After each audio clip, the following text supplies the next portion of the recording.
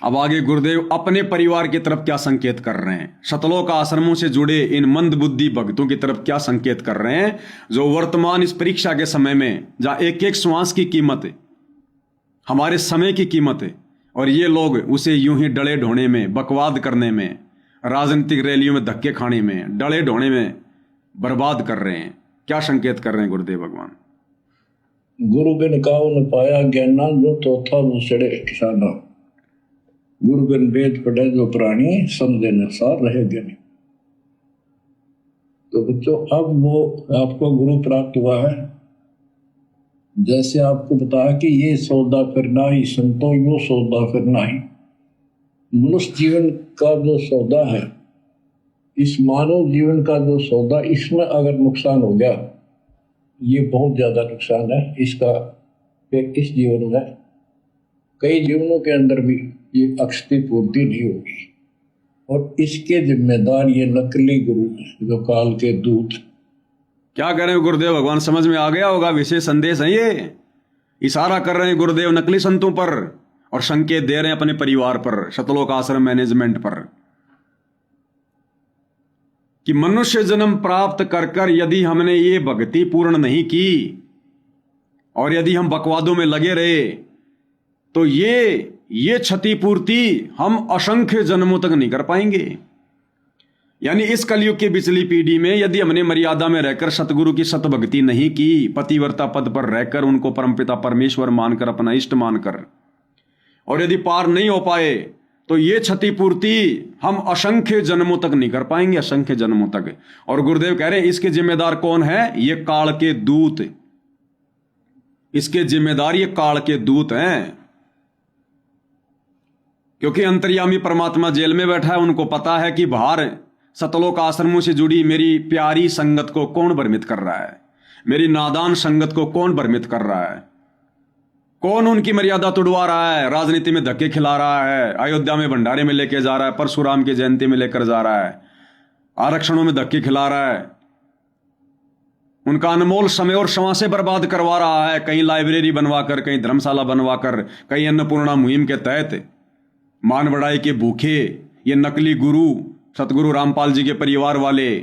अरे जो संगत का मार्गदर्शन करता है वो उसका गुरु। तो गुरुदेव कहते हैं इसके जिम्मेदार ये नकली गुरु है, नकली काल के दूत। ध्यान से सुन लो भाई और बहनों। और आपको पता है कि आज संगत क्या कर रही है? अपने मनुष्य जन्म को बर्बाद कर रही है, अपनी अनमोल श्वासों का समय का दुरुपयोग कर रही है। जिस समय बैठकर भक्ति करनी चाहिए उस समय गांव गांव जाकर झाड़ू लगा रही है, गंदी नालियां साफ कर रही है, लोगों के मकान बना रही है, धूप में डले ढो रही है। तो अंतर्यामी देख रहा है, लेकिन क्या करे भाई, इन आत्माओं के संस्कार कमजोर हैं और जबरदस्ती परमात्मा करता नहीं अपने भक्तों के साथ में। तो कहते हैं वर्तमान में सतलोक आश्रमों से जुड़ी संगत जो अपने मनुष्य जीवन को बर्बाद कर रही है, ये क्षतिपूर्ति असंख्य जन्मों तक नहीं कर पाएंगे, असंख्य जन्मों तक। और इसके जिम्मेदार कौन? ये नकली गुरु, ये काल के दूत, ये सतलोक आश्रम वाले गुरु का परिवार। ध्यान से सुनो। इस मानव जीवन का जो सौदा, इसमें अगर नुकसान हो गया, ये बहुत ज्यादा नुकसान है इसका। फिर इस जीवन में कई जीवनों के अंदर भी ये अक्षति पूर्ति नहीं होगी, और इसके जिम्मेदार ये नकली गुरु जो काल के दूत। अब तो ये मान बढ़ाई के भूखे 1000 2000 चेले हो जाए, चेली हो जाए, इनको दान दक्षिणा मिल जाए, फिर इनकी मौज हो जाए। अब तो ये काल के दूत मान बढ़ाई के भूखे संगत को अपने पीछे लगा के कोऑर्डिनेटर बन गया, 1000 2000 संगत पीछे हो गई, सत्साई बोलने लग गई, फूल गए मान बढ़ाई में, बन गए कमांडर। तो गुरुदेव कहते हैं अब तो ये मान बढ़ाई के भूखे काल के दूत 1000 2000 चेले हो जाएं, चेलियां हो जाएं, और अनमोल समय और श्वासें आत्माओं की बर्बाद करवा रहे हैं। अब देखो, आपको एक छोटा सा वीडियो दिखाता हूं भाई और बहनों। सतगुरु रामपाल जी के जो सुपुत्र हैं, कौन सुपुत्र? वीरेंद्र जी, सतगुरु रामपाल जी के सुपुत्र वीरेंद्र जी। अब आपको वीरेंद्र जी का एक छोटा सा आपको वीडियो दिखाता हूं। वीरेंद्र जी का छोटा सा वीडियो। जी तो दर्शकों, अभी आप देख सकते हैं यहाँ एक यहाँ से बच्चों के लिए। सबसे पहले तो आप ये वाला वीडियो देखिएगा श्रीमान वीरेंद्र जी का। सबसे पहले ये वाला वीडियो देखिए। एक नकली कबीर पंथी है स्वदेश कबीर, जो सतगुरु रामपाल जी के बड़े बेटे वीरेंद्र का जिगरी दोस्त है। और कई बार उस स्वदेश कबीर के कहने पर सतगुरु रामपाल जी के बड़े लड़के ने संगत को राजनीतिक रैलियों में भी धक्के खिलाए। स्वदेश कबीर ने भी देख लिया कि भाई बाबा रामपाल का परिवार तो कति मंदबुद्धि है, इनकी तो जय जयकार करते रहो और इनसे माड़ ऐंठते रहो।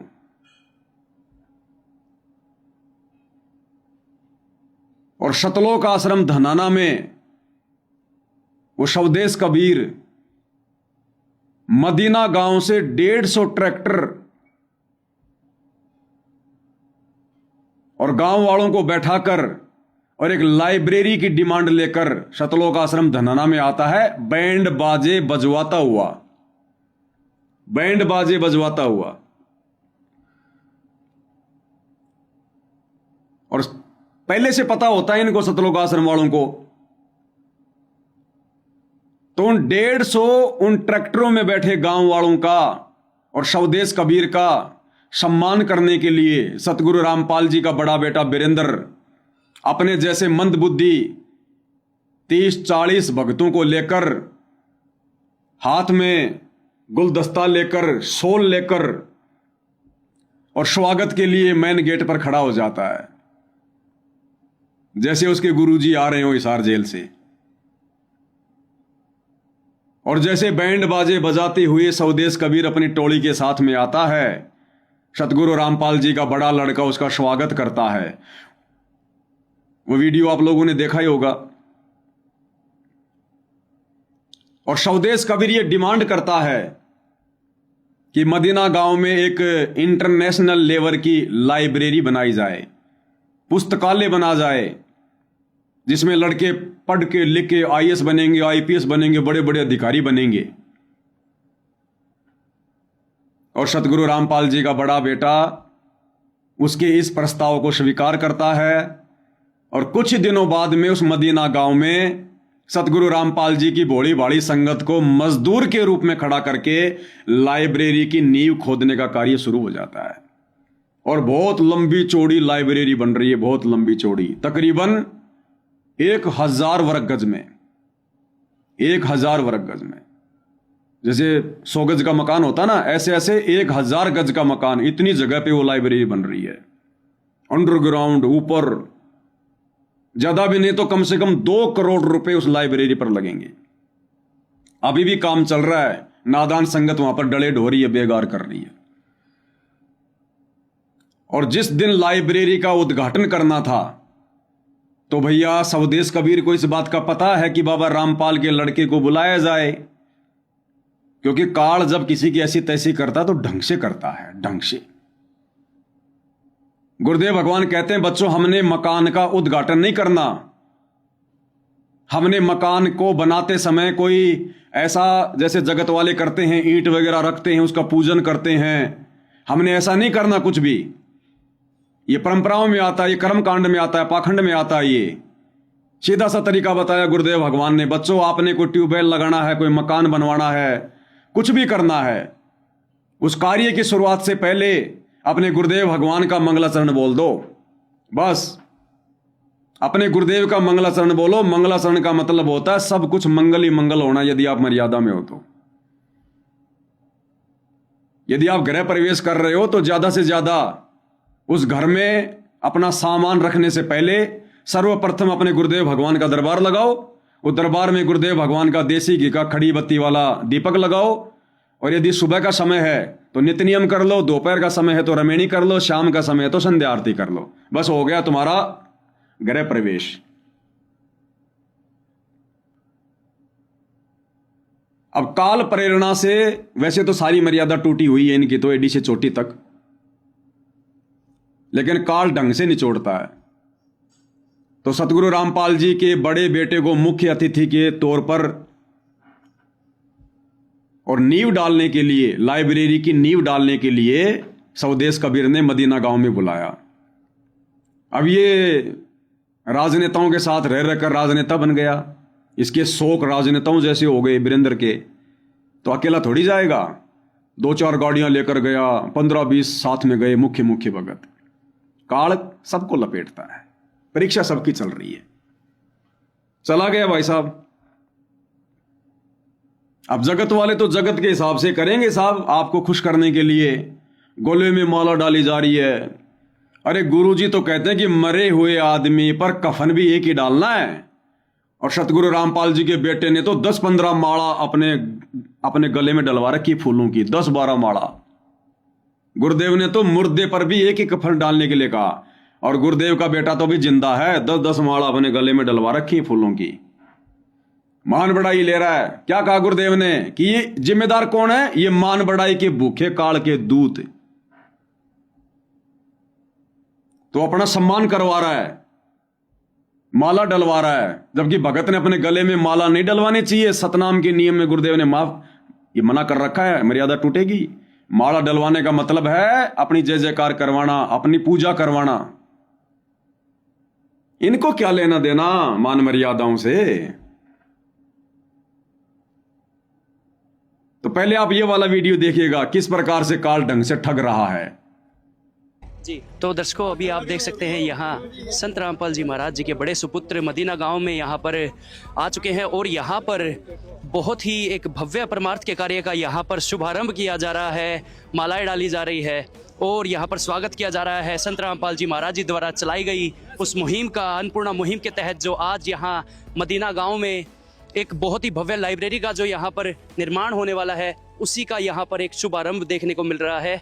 बहुत ही विचित्र नज़ारा आज मदीना गांव से देखने को मिल रहा है। दर्शकों, आज एक उम्मीद, एक आस बांधी जा रही है, एक उज्जवल भविष्य की, और एक बुनियाद डाली जा रही है संत रामपाल जी महाराज जी द्वारा उस उज्जवल भविष्य की, जो आज यहाँ से बच्चों के लिए एक लाइब्रेरी बनाई जा रही है। तो दर्शकों, आप देख सकते हैं यहाँ पर संत रामपाल जी महाराज जी के बड़े सुपुत्र वीरेंद्र दास जी के साथ कैप्टन रामकरण जी और चेयरमैन साहब, और साथ ही मदीना गांव के सरपंच जी यहाँ पर स्वदेश कबीर जी के साथ यहाँ पर शिलान्यास की, यहाँ पर बहुत ही भव्य एक शुरुआत करने जा रहे हैं। बहुत ही एक शुभारंभ यहाँ पर किया जा रहा है संत रामपाल जी महाराज जी के आशीर्वाद से एक लाइब्रेरी का, बहुत ही भव्य। ये कमेंट्री करने वाले भी सतलोक आश्रम वाले, एक बहुत ही बड़ी उज्जवल भविष्य की शुरुआत की जा रही है। एक बहुत ही बड़ा एक परमार्थ का काम किया जा रहा है।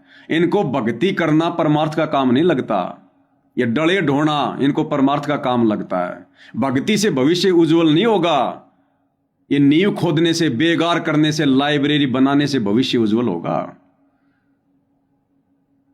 नौकरियां लगने से भविष्य उज्जवल होगा, भक्ति करने से नहीं होगा भाई। और अब देखना वही पाखंड, वही ड्रामा, वही नौटंकी जो लोग किसी भी मकान का शिलान्यास करते समय करते हैं, ईंटों को हाथ लगाकर पूजन पाजन करवाना, वही ढोंग, वही पाखंड। सतगुरु रामपाल जी का बड़ा बेटा स्वदेश कबीर के साथ एक ईंट को हाथ लगाकर, उस ईंट को सतगुरु रामपाल जी के बेटे ने भी हाथ लगाए, स्वदेश कबीर ने भी हाथ लगाए, दूसरे लोगों ने भी हाथ लगाए। वही पाखंड, वही ड्रामा, जिस ड्रामे के लिए गुरुदेव भगवान ने आप और हमें मना किया है। यहाँ पर संत रामपाल जी महाराज जी के बड़े सुपुत्र वीरेंद्र दास जी के साथ यहाँ पर चेयरमैन साहब और मदीना गांव के सरपंच, और साथ ही यहाँ पर कैप्टन रामकरण सिंह पहलवान जी भी यहाँ पर मौजूद हैं। और यहाँ बहुत ही एक शुभ कार्य की शुरुआत संत रामपाल जी महाराज जी के आशीर्वाद से यहाँ पर कर दी गई है। बहुत ही विचित्र, बहुत ही अद्भुत नज़ारा यहाँ पर देखने को मिल रहा है दर्शकों। तो दर्शकों, अभी आपने देखा यहाँ पर एक बहुत ही शुभ आरंभ इस लाइव। तो देख लिया भाई और बहनों, आपने कितना बढ़िया विचित्र काम, कितना भव्य शुभारंभ कर दिया सदगुरु रामपाल जी के बेटे ने। उस ईंट को हाथ लगाकर गई भक्ति, खेचली काल ने भक्ति, ढंग से निचोड़ेगा, बैटरी डिस करेगा, फिर दुर्गति भी तो करनी है। ये तरीका बताया गया सदगुरु रामपाल जी ने कभी। ये तो जगत वालों के तरीके हैं, ये तो वही परंपरा, वही रूढ़िवादिता, वही कर्मकांड, छोड़िए कोई मर्यादा इन लोगों ने जो ना तोड़ी हो। काल ने सही कहा था, जाओ जोग जीत संसारा, जीव न मान कहा तुम्हारा। तेरी एक भी बात नहीं मानेंगे।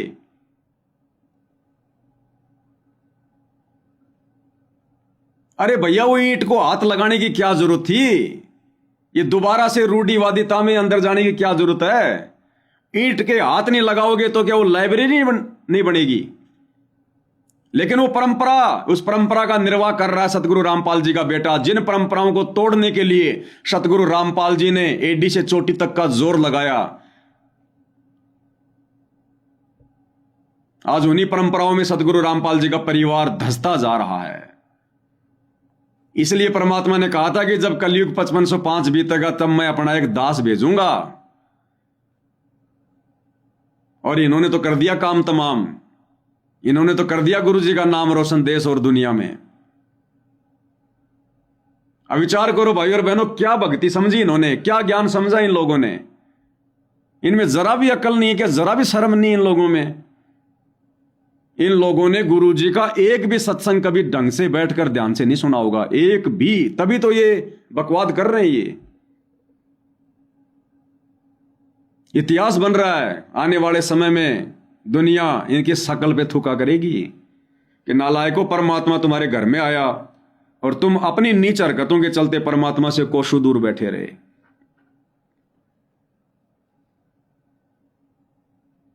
एक बार फिर से देख लो भाई और बहनों, भव्य उद्घाटन, भव्य शिलान्यास। यहाँ पर संत रामपाल जी महाराज जी के बड़े सुपुत्र वीरेंद्र दास जी के साथ यहाँ पर चेयरमैन साहब और मदीना गांव के सरपंच और साथ ही यहाँ पर कैप्टन रामकरण सिंह पहलवान जी भी यहाँ पर मौजूद हैं। और यहाँ बहुत ही एक शुभ कार्य की शुरुआत संत रामपाल जी महाराज जी के आशीर्वाद से यहाँ पर कर दी गई है। बहुत ही विचित्र, बहुत ही अद्भुत नज़ारा यहाँ पर देखने को मिल रहा है दर्शकों। तो दर्शकों, अभी आपने देखा यहाँ पर एक बहुत ही शुभारंभ इस लाइव, बहुत बड़ा शुभारंभ कर दिया।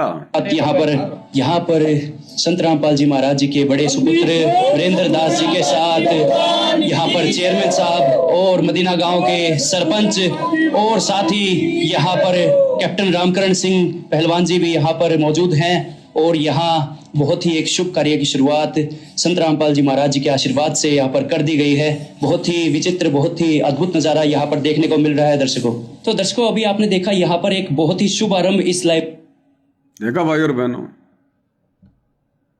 ये है सतगुरु रामपाल जी परमेश्वर जी का तत्वज्ञानी परिवार, तत्वज्ञानी संगत। जितने भी भगत गए थे 50-60 की संख्या में, एक भी नालायक ने खड़े होकर ये नहीं कहा रे वीरेंद्र दास तू क्या कर रहा भाई। ये अगर इतनी समझ होती तो इनके साथ जाते नहीं। सारा का सारा एक कुएं का पानी है। सब ने काल की भांग ठूस ठूस के पी रखी है, किसी को होश नहीं है। इसको कहते हैं काल प्रेरणा। जब काल किसी की बुद्धि पर बैठता है तो सोचने समझने का मौका भी नहीं देता है। अब विचार कर लो भाई और बहनों, जो गुरुदेव भगवान कह रहे थे कि बच्चों बातों में ये क्या हो गया, तुमने कभी विचार किया कि बातों में तुम इन काल के दूतों से बाहर निकलकर तुम कैसे साथ संगति से जुड़कर गुरु को भगवान मानकर मर्यादा में रहकर अपनी आत्म कल्याण के प्रति चिंतित होकर भक्ति कर रहे हो, अपने गुरु को प्रसन्न कर रहे हो। वरना आप और हम भी आज इन्हीं आश्रमों से जुड़कर और इन्हीं काल एजेंटों की, काल के दूतों की चापलूसी करते हुए आज यहां पर डले ढोरे होते, चूना पकड़ा रहे होते, ईंट पकड़ा रहे होते, आज हमारी भी काल ऐसे मर्यादा तोड़वा रहा होता। लेकिन भाई कलयुग की बिचली पीढ़ी है। परमात्मा जिस मिशन को लेकर सतलोक से नीचे उतरते हैं उसको पूरा करते हैं, काल चाहे कितनी कोशिश कर ले उसमें।